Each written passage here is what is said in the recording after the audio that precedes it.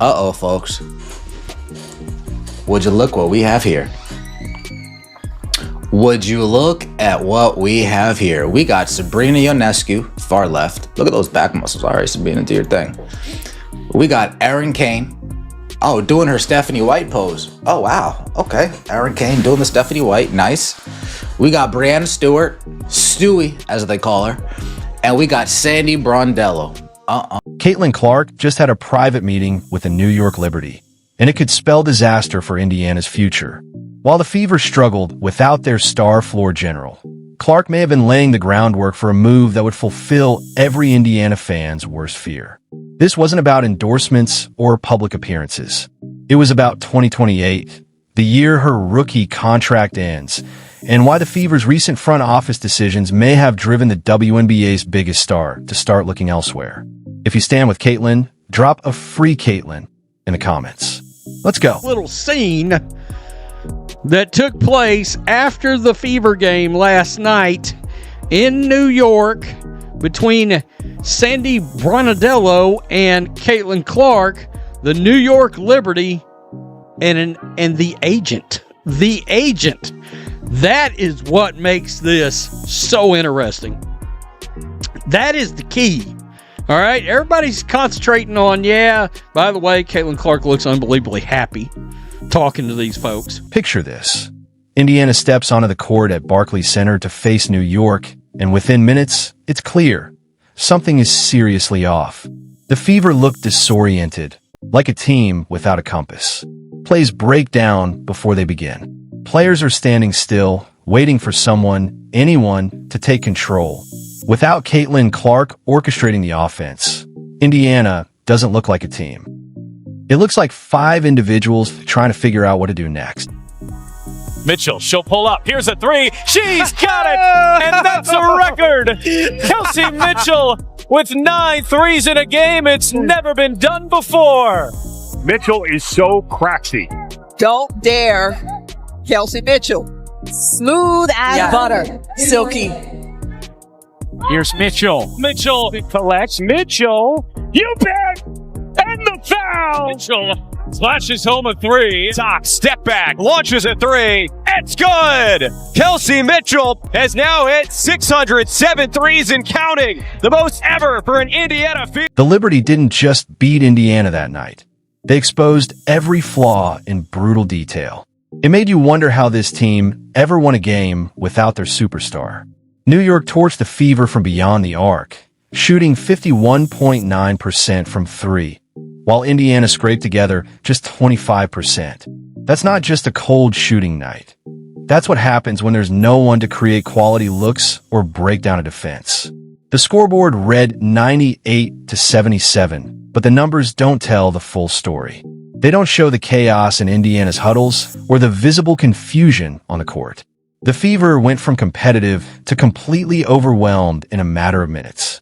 It was their worst loss of the season, and it drove home a hard truth. Without Clark at the helm, Indiana is 0-6 and looks every bit the part. Hey, Kels, just wanted to say congratulations. As always, I'm super proud of you.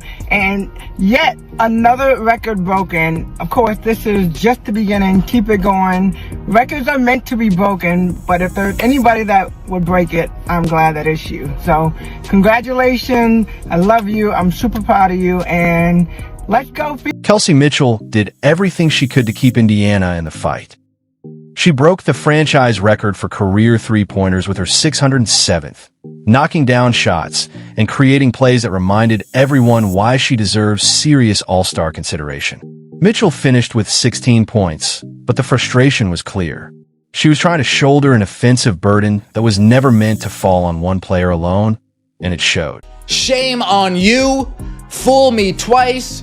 Shame on me. And I hope Indiana Fever fans are taking note, writing things down, following a certain pattern, and this time aren't getting fooled. The Indiana Fever ruled Caitlin Clark out for tonight's game. No surprise to anybody. I saw it, you saw it, your neighbor saw it, Stevie Wonder saw it. Sophie Cunningham stepped into the starting lineup for Lexi Hull and brought the kind of energy fans love to see. She poured in 12 points and battled through every possession like her career was on the line. Cunningham didn't shy away from contact, never stopped moving, and refused to quit on plays most players would have given up on. Her effort was relentless and impossible to ignore. Another leg injury. She has a quad, we rush her back, she injures her quad. We rush her back, she injures her groin, we rush her back, we injure her quad. Nice, good job.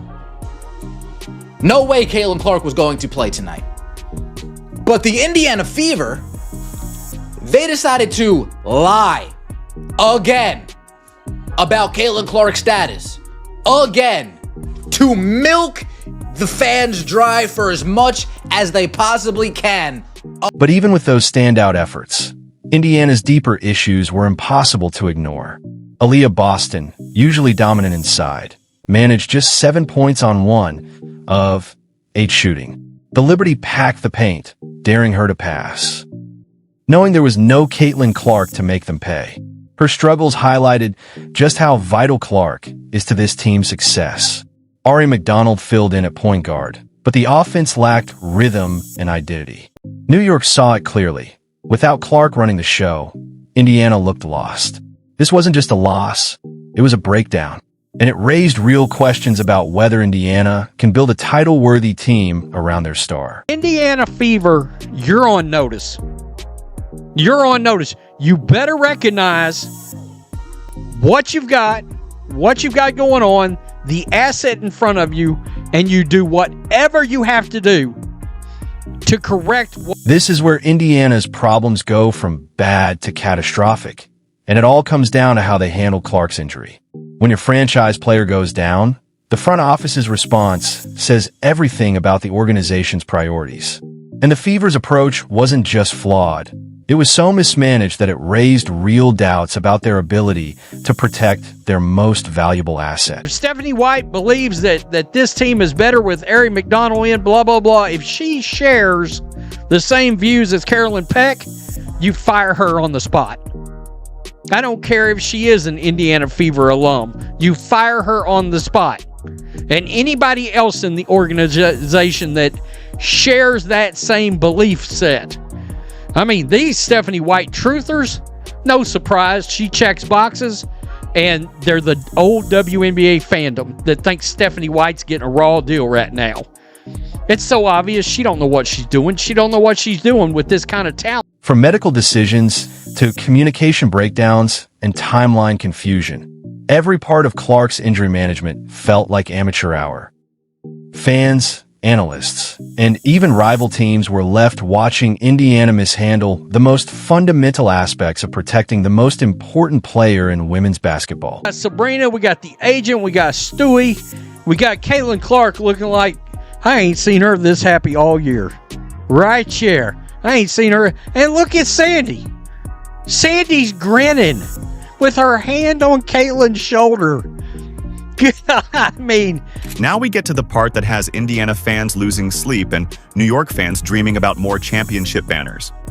A photo went viral on social media that showed something nobody expected to see.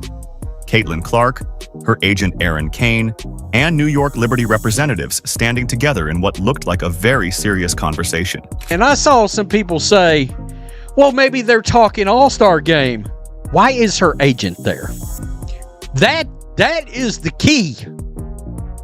All right, that's the key. Her agent's involved? Some representative is involved? That's what you... they're talking strategy. How many strategy conversations have agents involved in them? Seriously. Stephanie White's public comments only added to the confusion. In a pre-game interview, she said the team was taking Clark's injury one day at a time, the same vague phrase she used during Clark's earlier 2.5-week absence. The lack of clarity fueled speculation about how the situation was being handled and raised doubts about White's transparency. The timing couldn't have been worse. Clark's injury became a major storyline just as the league was gearing up for the All-Star game, a moment when her presence was crucial for visibility. But instead of offering a clear recovery timeline, the Fever issued vague updates that left fans and media guessing. That's not how you treat a generational talent who draws millions of eyes to your league.